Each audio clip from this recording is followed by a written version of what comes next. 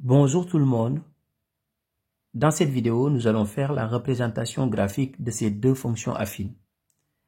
Je vous rappelle qu'une fonction affine, c'est de la forme f de x est égal à ax plus b. Donc ici, a est égal à 1,5 et b est égal à moins 3. A, c'est ce qu'on appelle le coefficient directeur et b, c'est l'ordonnée à l'origine. Donc ici, g de x, c'est de la forme ax.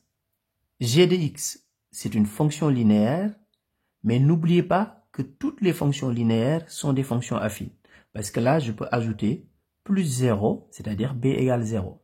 Donc, toutes les fonctions linéaires sont des fonctions affines. Maintenant, faisons la représentation graphique de ces deux fonctions affines.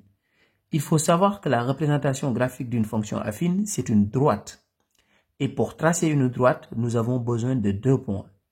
Donc, je vais appeler D1 la représentation graphique de la fonction f de x et je vais appeler D2 la représentation graphique de la fonction g de x.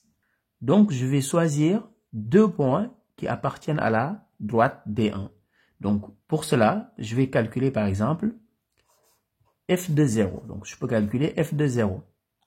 Donc, si je calcule f de 0, donc je vais remplacer x par 0. Donc, ça va faire 1,5 fois 0 moins 3. 1,5 fois 0, c'est égal à 0. Et 0 moins 3, c'est égal à moins 3. Maintenant, qu'est-ce que ça veut dire? Ça veut dire tout simplement que le point, que je vais appeler le point A, qui a pour coordonnées 0 et moins 3, va appartenir à la droite D1, qui est la représentation graphique de la fonction f. Donc, j'ai un seul point. Maintenant, il faut que je trouve un autre point. Donc, ici, je peux calculer, par exemple, f de 2, par exemple. Ici, je peux choisir n'importe quel nombre, mais je vais quand même essayer de choisir des nombres très simples à utiliser pour pouvoir les placer sur le graphique. Donc, je calcule f de 2. Donc, je remplace x par 2. Donc, je vais avoir 1,5 fois 2 moins 3. 1,5 fois 2, c'est égal à 3. Et 3 moins 3, c'est égal à 0. Ça veut dire quoi? Ça veut dire que le point B, qui a pour coordonnées 2, 0, va appartenir aussi à la droite D1. Donc, le point B a pour coordonnées 2, 0. Donc, ici, j'ai deux points qui appartiennent à la droite D1. La droite D1, c'est la représentation graphique de la fonction f. Donc, je vais placer ces deux points sur le repère et je vais tracer une droite qui passe par ces deux points. Je vous rappelle que ici, vous êtes sur l'axe des abscisses et là, sur l'axe des ordonnées. Ici, l'axe des abscisses et l'axe des ordonnées.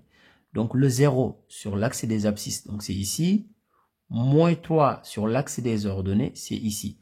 Donc, 0 moins 3, ça veut dire que le point A sera placé ici. Le point A. De la même manière, je vais placer le point B. 2 sur l'axe des abscisses, donc ici.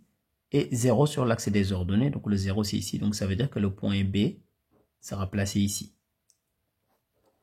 Et je prends ma règle et je trace une droite qui passe par ces deux points. Et cette droite, c'est tout simplement ce qu'on appelait la droite D1, c'est-à-dire la représentation graphique de la fonction f. Maintenant, on va faire la même chose, mais pour g de x. Pour g de x, ça va être beaucoup plus rapide, parce que g de x est une fonction linéaire. Et la représentation graphique d'une fonction linéaire est une droite qui passe par l'origine du repère. Parce que tout simplement, si je fais g de 0, donc ici, je remplace par 0. Donc, moins 2 fois 0, c'est égal à 0.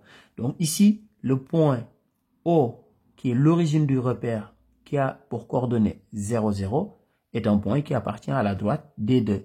La droite D2, c'est la représentation graphique de la fonction G.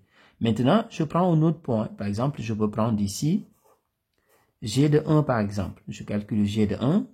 Donc, je vais remplacer X par 1. Donc, c'est moins 2 fois 1. Ce qui est égal à moins 2. Ce qui veut dire tout simplement que le point C, qui a pour coordonnées 1, moins 2, est un point qui appartient à la droite D2. Donc, 1, moins 2. Donc, je vais placer ce point sur le repère. Donc, 1, sur l'axe des abscisses. Donc, on est ici.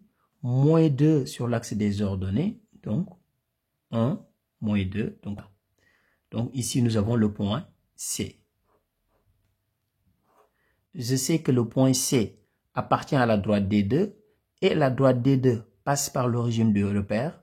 Donc, je vais prendre ma règle et je vais tracer une droite qui passe par ces deux points. Donc, ici, nous avons tout simplement la représentation graphique de la fonction G qu'on a appelée D2. Au revoir.